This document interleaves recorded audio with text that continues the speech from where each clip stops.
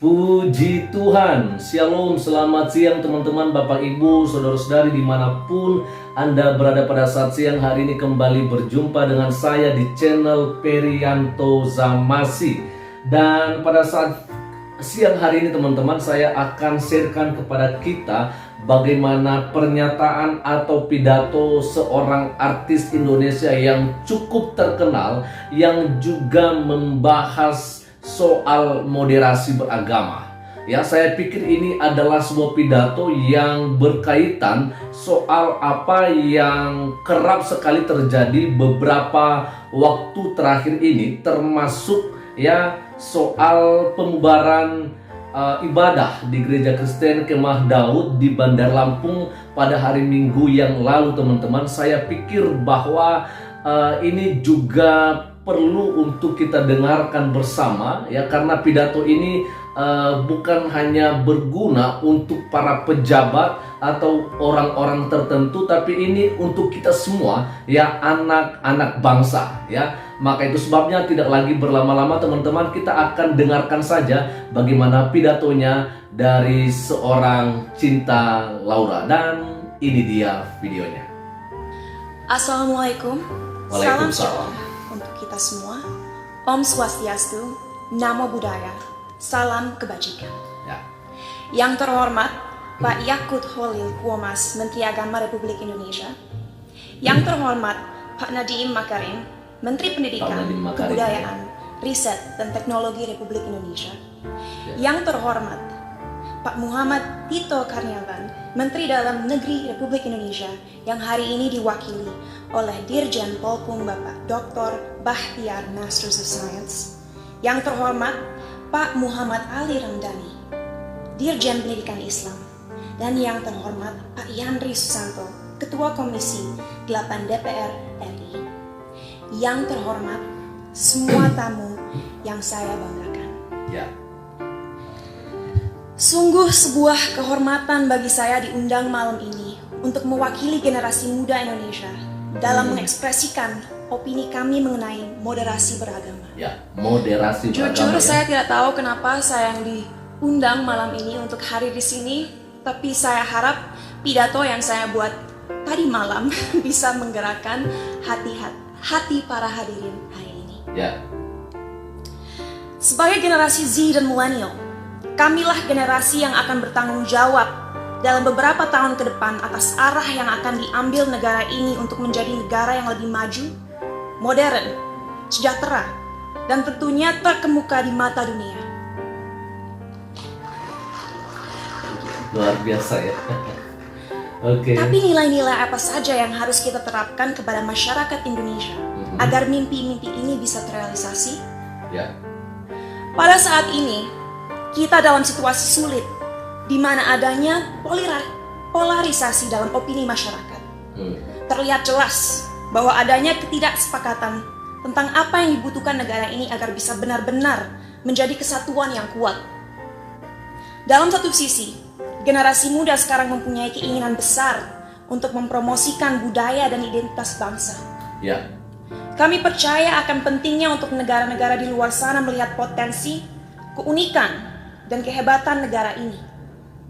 Tapi di sisi lain, sampai detik ini, kita semua masih sering berkelahi dan menjatuhkan satu sama lain. Betul. Hanya karena perbedaan ras, Ya. suku, dan terutama Agama. agama. Ya. Bagi saya pribadi, hal tersebut sungguh ironis. Karena bukankah pasal 1 dari Undang-Undang PNPS mengatakan bahwa adanya 6 agama utama di negara ini? Ya. Bukankah moto negara ini Bhinneka Tunggal Ika, yaitu berbeda tapi satu?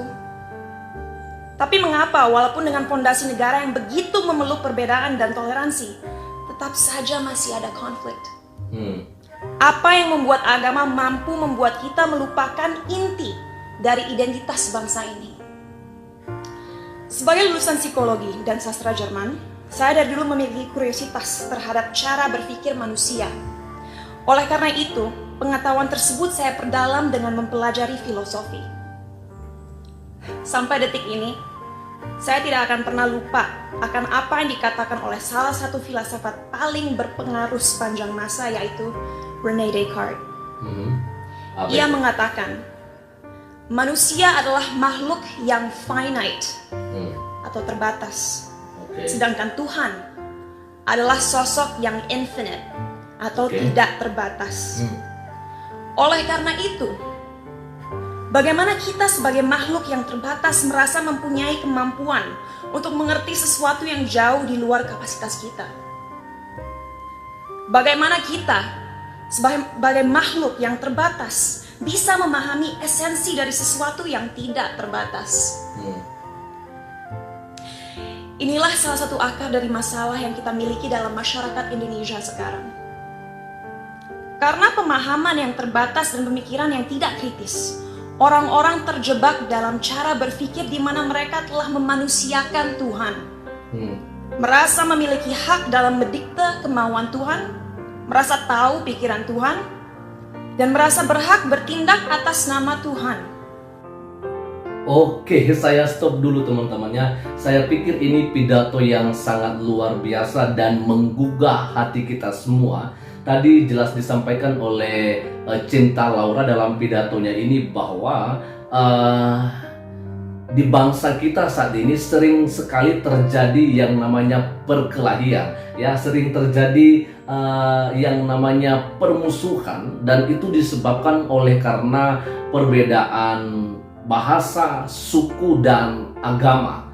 Nah, jadi kenapa bisa seperti begitu teman-teman? Ya, seperti tadi apa yang disampaikan oleh Cinta Laura ini, ya, oleh karena kita ini adalah manusia yang mempunyai yang namanya keterbatasan, ya. Sebab itu di dalam keterbatasan kita bukan berarti kita menganggap diri kita tidak boleh bergaul dengan yang lain. Justru oleh karena kita menyadari bahwa kita adalah makhluk yang terbatas, ya, maka itu sebabnya kita membutuhkan orang lain yang ada di sekitar kita. Kita jangan pernah merasa hebat, merasa lebih berkuasa, ya kan?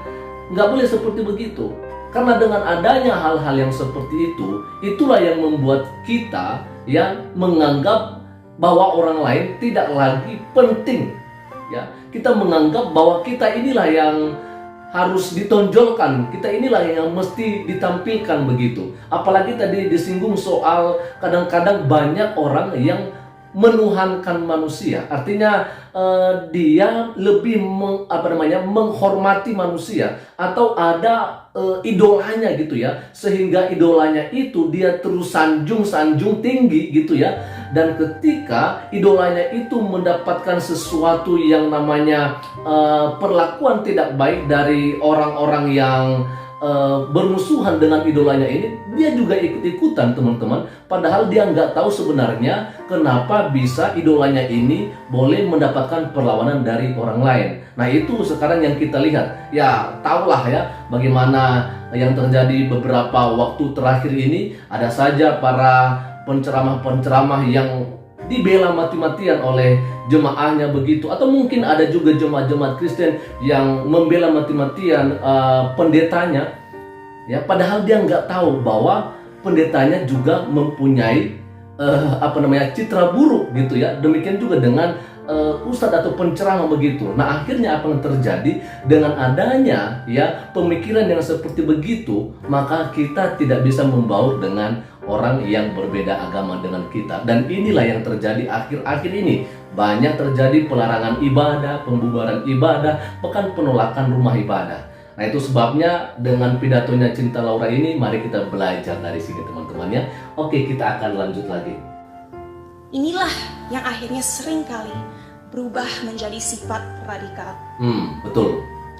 Dalam perbincangan saya beberapa waktu lalu dengan Habib Hussein Jafar, kami berdua sepakat bahwa bahaya yang masyarakat kita alami sekarang adalah mengatasnamakan Tuhan untuk kepentingan pribadi. Betul. Menyesatkan generasi penerus bangsa dengan prinsip hidup yang sebenarnya tidak ada dalam Holy Scriptures atau kitab suci agama. Kenapa bisa seperti itu? Karena kita kurang membimbing dan memberikan masyarakat tools yang dibutuhkan agar bisa memahami sebuah ajaran dengan akal kritis. sehingga mereka menjadi tersesat dalam cara berpikir mereka dan lupa akan pentingnya menyeimbangi segala ilmu yang dipelajari dan dimiliki dengan nilai-nilai yang ada dalam budaya, sains, ataupun aliran pemikiran lainnya. Ya. Saat saya masih bersekolah dulu, saya ingat sekali diharuskan untuk membaca kitab suci berbagai agama dari segi literatur dan juga filosofi. Sehingga saya diberikan kesempatan untuk bisa memahami keindahan setiap agama dan sadar bahwa pada akhirnya fungsi terbesar agama adalah satu, yaitu untuk membimbing kompas moral manusia. Yes. Untuk mengingatkan manusia bahwa kita harus memperlakukan satu sama lain dengan hormat. Ya. Bahwa kita harus bersyukur dan bahwa kita semua harus sadar bahwa waktu kita di dunia ini hanyalah singkat dan terbatas. Betul sekali. Oleh karena itu, ingatlah untuk selalu menjadi seseorang yang rendah hati dan siap membantu satu sama lain. Oke, saya tertarik dengan yang terakhir disampaikan oleh Cinta Laura, bahwa waktu kita di dunia ini, kesempatan kita di dunia ini itu terbatas. Ya, maka sebab itu mari pergunakan waktu yang singkat ini untuk melakukan yang terbaik kepada orang-orang di sekitar kita. Ya, saya teringat dengan lagu Hidup Ini Adalah Kesempatan. Artinya bahwa selama kita hidup, selama kita diberikan kekuatan, kita harus menggunakan kesempatan itu untuk menjadi berkat bagi diri kita sendiri dan bagi orang lain. Ini penting sekali teman-teman ya. Jadi saya pikir apa yang disampaikan oleh Cinta Laura ini benar-benar luar biasa sekali ya. Bukan hanya soal kepintarannya, tapi dia juga saya lihat sebagai seorang artis yang spiritualnya itu tinggi sekali teman-teman. Jadi ya artinya ada kesempatan, mari kita gunakan kesempatan itu untuk melakukan yang terbaik, menjadi berkat bagi orang yang ada di sekitar kita. Lanjut, luar biasa ya.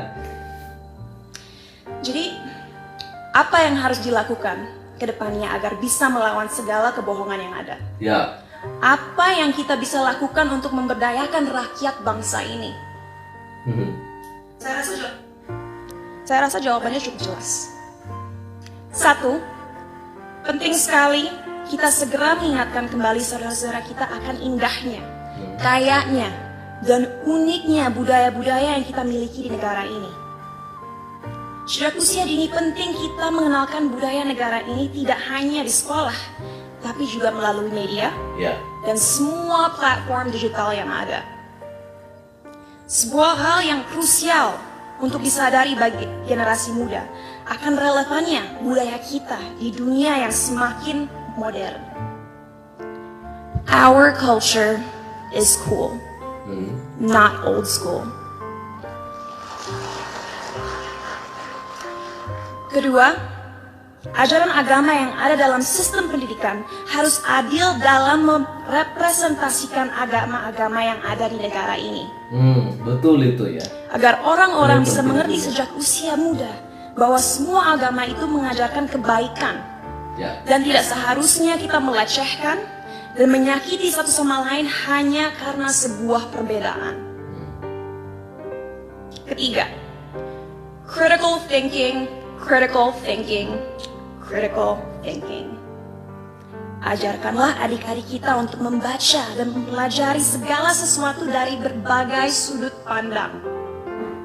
Biarkanlah mereka bertanya. Tumbuhkanlah rasa ingin tahu mereka sehingga mereka tidak mudah dipengaruhi dan dijajah pikirannya. Betul. Dan terakhir, gunakanlah teknologi yang semakin canggih sebagai alat yang dapat terus menyebarkan nilai-nilai toleransi. Agar negara ini bisa kembali menjadi Indonesia sejati. Amin, luar biasa. Keren. Sebagai penutup, saya ingin membacakan quote berikut. Oke, kita akan A people without knowledge of their past, origin, and culture is like a tree with no roots. Tanpa fondasi yang kuat, tidak akan ada bangsa yang bisa bertahan. benar. Oleh karena itu, ayo kita bersama-sama menjelmakan lambang Garuda dimanapun kita berada. Keren. Mari kita taat dalam beragama Yes. agar menjadi manusia yang bermoral. Tapi mari kita juga merangkul budaya Indonesia untuk membimbing identitas bangsa. Terima kasih, salam sejahtera bagi kita semua. Luar biasa. Ya, sekali lagi saya mau sampaikan ini pidato yang luar biasa.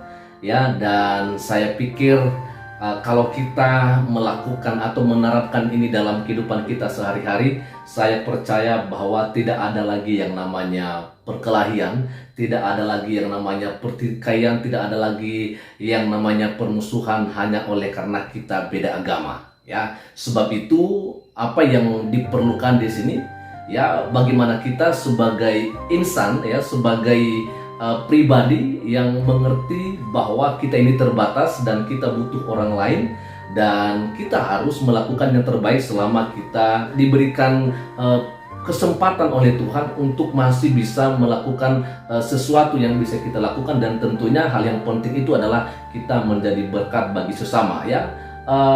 Atau intinya begini, kita jangan menjadi, ya, setan bagi orang lain.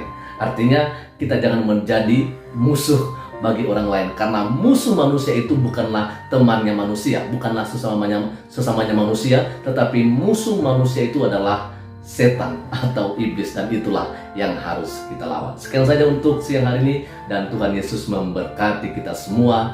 Shalom.